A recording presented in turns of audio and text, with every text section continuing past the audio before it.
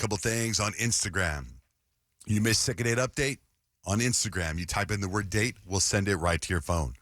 On Instagram, try it Tuesday. Kyle and Payton dropped a video of them making ice cream. That ice cream is available for you. And when you go buy that ice cream, portion of the proceeds, or all the proceeds, I'm not sure, go to the Love Pup Foundation to rescue dogs. And the place is at Scoop, S-K-O-O-P, in Old Town Scottsdale. Kyle, what are 3 things we need to know? The Supreme Court just shook things up a little bit in Washington by ruling that presidents have way more power to remove leaders of federal agencies than they've had in nearly a century. So it all came from this case involving Trump firing FTC commissioners, and the court basically said these roles answer to the president because they're part of the executive branch. So they're saying this could ripple through major regulators, though the Fed might still be treated differently, but we'll wait and see how it actually changes things. Consider this a win for humans, you guys.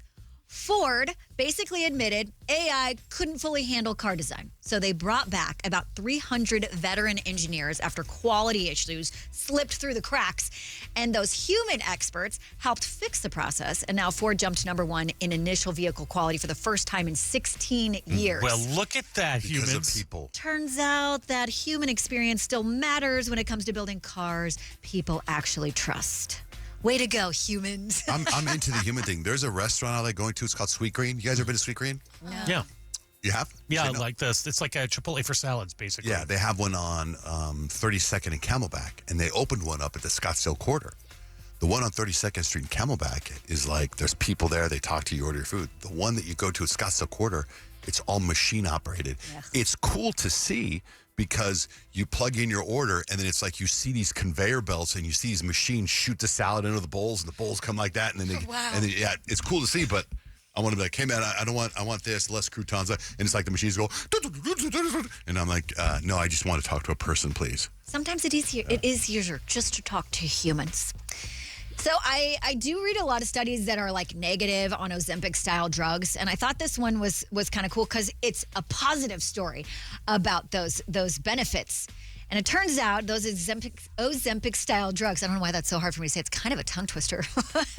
Anyways, they have some major cool benefits. This huge study just found about 14% drop in heart attacks, strokes, and heart-related deaths with those people who are taking those Ozempic-style drugs. Researchers say the effects seem to just go beyond blood sugar control and may actually just help protect the heart directly.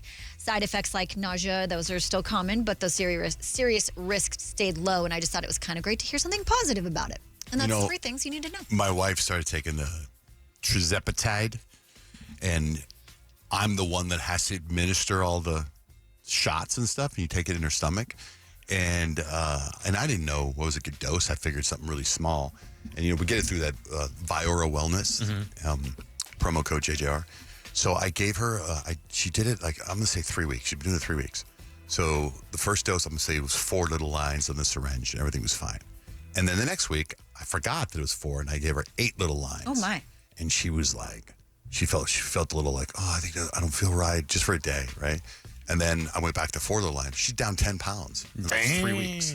That's awesome. I know. It's so weird. But also, why are you the one deciding how many little lines?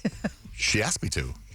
I mean, I feel like, I don't know. I just feel like maybe someone with a little more authority in that area should decide. Because she's using my medicine.